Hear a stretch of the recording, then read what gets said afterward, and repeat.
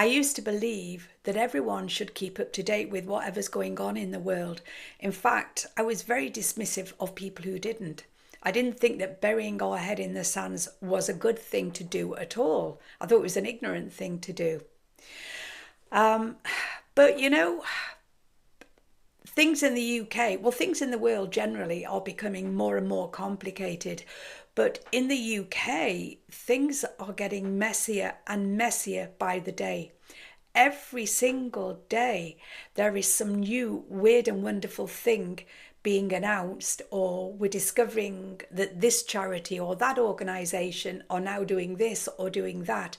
Nothing makes sense anymore in any way, shape, or form. Now, me and my three children, we are all rabbit hole goers. We will go down the rabbit holes. We will. And, we have always had an interest in what's going on in the world, and we've always had our opinions, and we've always done our research. And that's the thing, we do our research. We don't just rely on mainstream media for news. If you do that, you're living in the dark. You have no idea.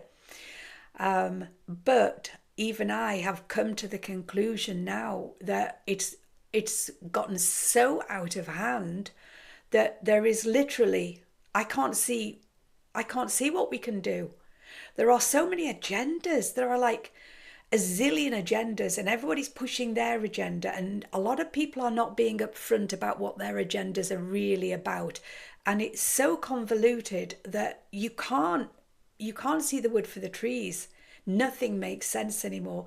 And so I've reached the conclusion that all I can do is be one of those people that I used to sneer at and bury my head in the sand. Now, I will vote when the time comes around that it's voting time.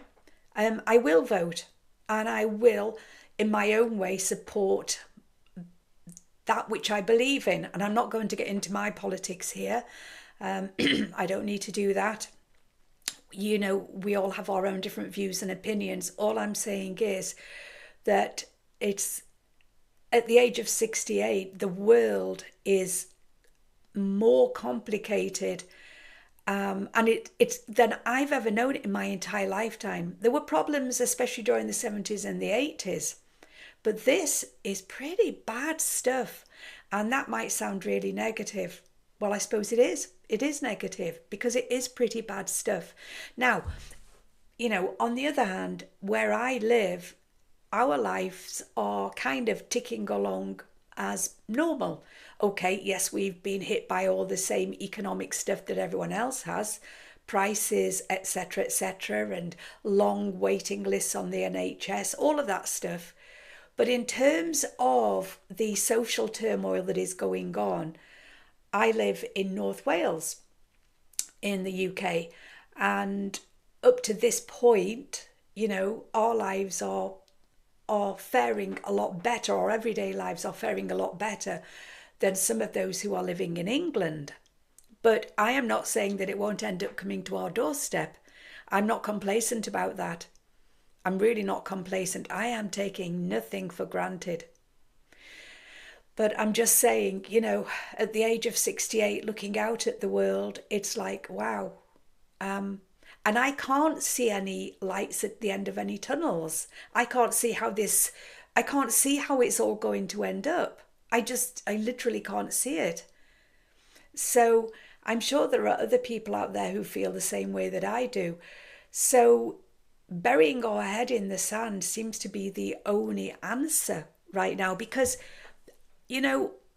especially over the last 12 months, I've really had to come to that conclusion because I could find myself getting sucked into whatever was going on, the politics and he said and she said and they did this and they did that and these new rules and regulations and all of that kind of stuff. And I was just becoming so depressed, angry and depressed, fearful. Absolutely fearful. I've got three children, as I'm sure a lot of you have. My children are aged between 32 and 37. I've got two grandsons, little boys, under the age of 8, no 9 now actually. And I know that I'm not going to be in this world forever. I'm 68 and I don't know. I intend to stay as long as I can, and I do my best to keep myself as fit as I can. But, even if in an ideal world, I'm going to be lucky if I've got another 30 years here. And that would be if I was still in good health, of course, obviously. But they are going to be here a lot longer than I am, I hope. I really, really hope. But I don't know what to do.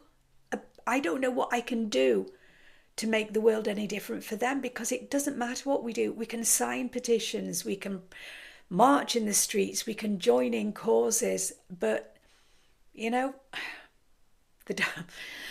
and from my point of view, the dark side is fighting a dirty fight, and it's coming up with new stuff all the time. So, but I have faith as well. So I have my own relationship with the God force, whatever name you want to give it, the universe, the mothership. I do have I was raised, and I was baptized and raised in my early years, my primary school years, in a very old school, Catholic school, where God was going to come down and whoop your ass for everything. Luckily, I was a questioner. I questioned a lot. I think I was just born that way. And a lot of it didn't make sense to me. But I do have a great faith in something greater than myself, whatever name you want to give it. It's my personal relationship with it. And I think that's a thing. There's religion, and I've got nothing against religion.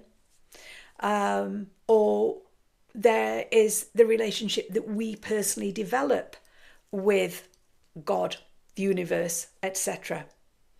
And so it's going to be unique to all of us. And so, yeah, I talk to God a lot, and I've had some really tough times in my life, as nearly everybody has, but I've also been incredibly lucky, really lucky at times. And I can really appreciate that. And so I always do feel that there is something on my side. There is something that kind of takes care of me. And maybe we've all got that. I hope we have. I think we all have. But I think maybe as well, some of us develop a relationship with our own version of God and others don't. So, maybe we just have a different experience. But yeah, so I do think now that the only answer I've got, if I'm going to try and remain positive and productive in my life, I think I do need to be able to just switch off and cut off from the chaos that is going on out there in the world. And I don't think I'm being naive or selfish or anything. It was just getting too painful to be aware of it. And as I say, I was becoming quite angry as well. And I'm not angry with people who have different views. It's not having the different views. It's the attitude behind the different views. It's the forcefulness. It's the lies. It's the aggression. It's the entitlement. Because what conscious people do? Conscious people question. Unconscious people don't question. And you can't argue with an unconscious person. You can't get anywhere with them. They will hear what they hear. They will believe what they believe. They will not doubt their own view, their own opinion. They will put it out there as absolute concrete fact. No arguments whatsoever. And I find that really disturbing, because even with strong views, I'm still willing to consider the bigger picture.